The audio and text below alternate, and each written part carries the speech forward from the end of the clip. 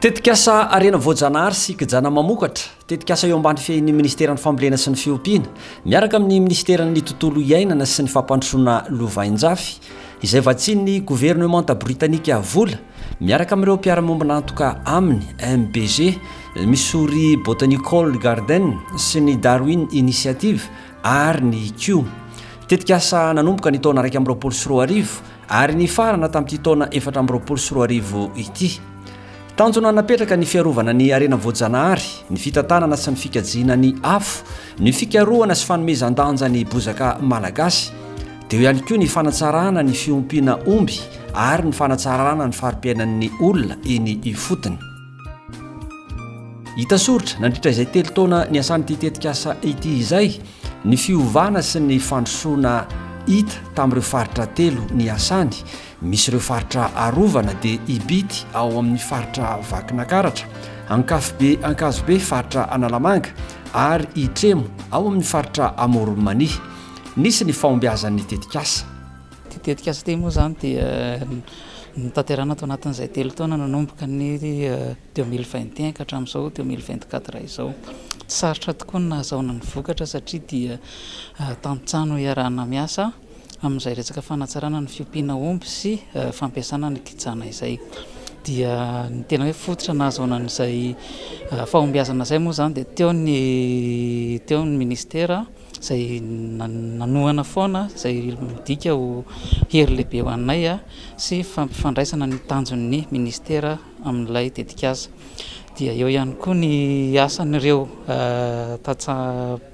mpisitsaka satria dia tsy kivy izahay tany am-boalohany fa rehefa nanao kosa zareo dia tena hoe nafinaritra nahazo ny vokatra.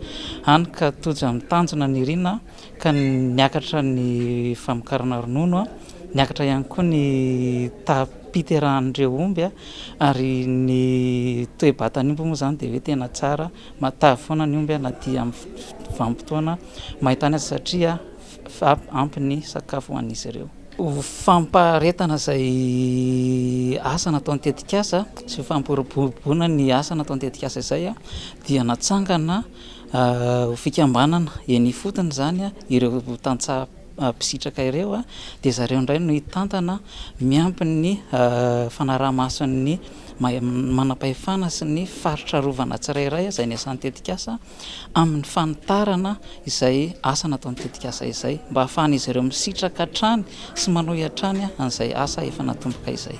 Vokatra anisan'ny nisongadina ny famokarana vilona maina avy amin'ireo bozaka manodidina ny faritra arovana 𝐴𝐻𝐿𝐵𝐻𝐿 sy ny fambolena apemba ho an'ny 𝐴𝐻𝐿𝐵𝐻𝐿.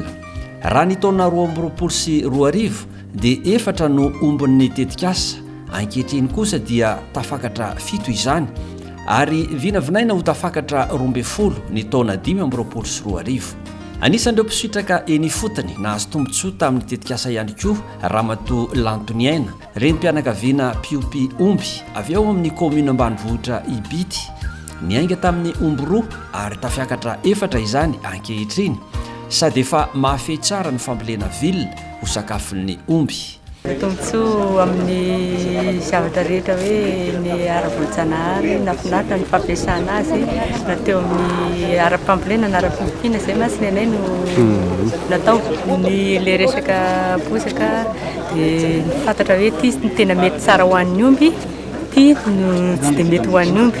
Ohatra hoe ny bozaka lavalava sy le boribory ravina, tokony ny bozaka boribory ravina maromaro kokoa no ho an'ny omby ny bozaka lavalava.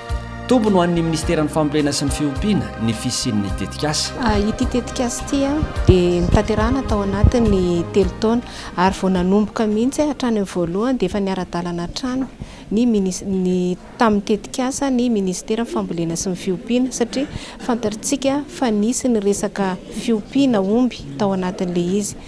Ezaka ataon'ny ministera na dia hoe tsy misy manampy ary izy dia io le hoe fampiroboroboana ny fiompiana ary fanatsarana ho entina hanatsara ny farim-piainan'ny mpiomby tsirairay.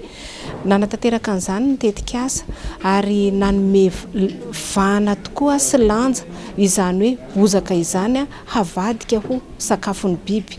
Efa asa ataon'ny ministera izany ary ny tetikasa dia anisany nanampy azy be dia be mihitsy amin'ny fikarohana izay nataony a valiny fikarohana izay nataony a ny fomba fampiasana ny bozaka eo ihany koa ho tonga sakafon'omby ary tsy hoe ampiasaina avy hatrany fa mbola natao ihany koa ny fomba fitahirizana an'io zany a ho an'ny omby a amin'ny maintany indrindra ka tena tombony amin'ny ministera le izy satria zany a ireo mpahazo tombotsoa tao anatin'ny tetikasa amin'izao fotoana izao zany a dia afaka miompy ara-dalàna sady afaka mampiasa araka ny tokony ho izy a ireo bozaka hita eny amin'ny ala voajanahary rehetra dia izay ny tombony azo amin'izay ihany koa zany dia hoe eo foantsika amin'le hoe mahazo sakafo tsara amin'ny vokatra ronono amin'ny vokatra hena izay azo a ary ihany koa tsara ny farim-piainan'le mpisitraka an'le tetikasa. Nandritra izay telo taona ny asan'ny tetikasa izay ihany koa dia nisy fikarohana momba ny bozaka